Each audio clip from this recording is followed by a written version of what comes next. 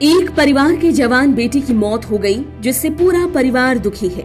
साथ ही दुखी हुए उसके करोड़ों फैंस, जो अब उसके जाने के बाद उसके लिए इंसाफ की गुहार लगा रहे हैं।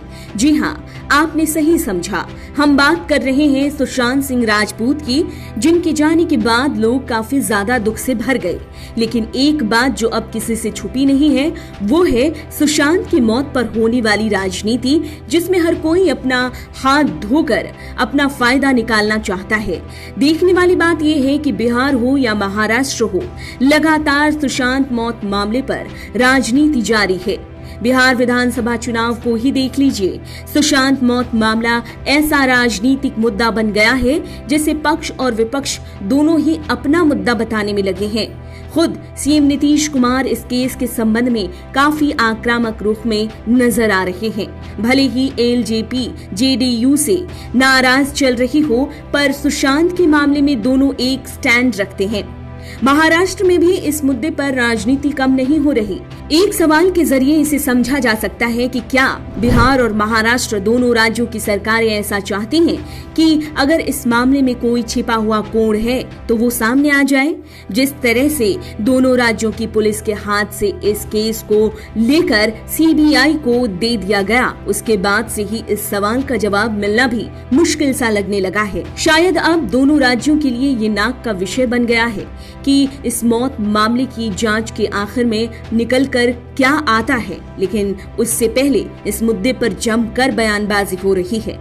एक कलाकार की मौत पर अपनी अपनी राजनीति की रोटी सेकने का प्रयास करना काफी ज्यादा निराशाजनक और अफसोस की बात है। महाराष्ट्र, बिहार और उत्तर प्रदेश में भी कई ऐसे नेता और संगठन हैं जो मामले पर चिंता जताने के नाम पर अपनी राजनीति को व्यवस्थित करने की कोशिश करने में लगे हैं। उससे सच्चाई को सामने आने में मदद मिले न मिले, पर हालात बुरे जरूर होने की संभावना है। बिहार में तो साफ साफ दिखता है कि इस केस से जुड़े हर पहलू पर खूब राजनीति की जा रही है।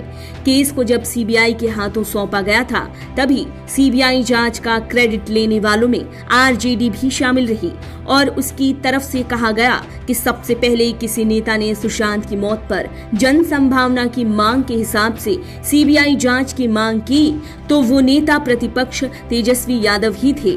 उन्होंने ही अपनी ये मांग 30 जून की अपनी प्रेस वार्ता में उठाई थी। वहीं सत्ताधारी जेडीयू और बीजेपी तो चिल्ला चिल्लाकर इसे अपनी जीत बताते रहे हैं। दूसरी तरफ जब सुप्रीम कोर्ट की तरफ से इस केस को सीबीआई को सौंप दिया गया, तब महाराष्ट्र सरकार बैकफुट पर दिखने लगी थी। महाराष्ट्र के पूर्व सीएम और बीजेपी नेता देवेंद्र फडणवीस ने तो कोर्ट के इस फैसले पर इस तरह से खुशी जाहिर की कि जैसे कि उन्होंने उद्धव सरकार की दी गई कोई बड़ी चुनौती चुटकी में पूरी कर ली हो। कंगना रनौत और महाराष्ट्र सरकार के प्रकरण को भी देख लीजिए। ऐसा लगता है जैसे दोनों ही सुशांत केस को अपनी साख का विषय बना चुके हैं।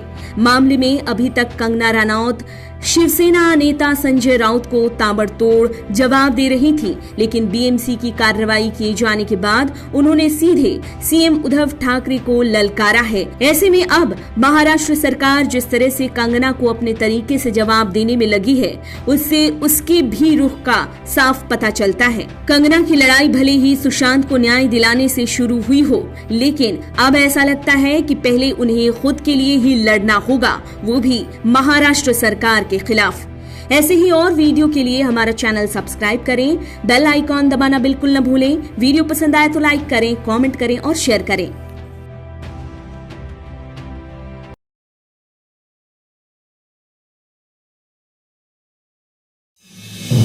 आप देख रहे हैं नेट्रिक न्यूज, साहस सच कहने का।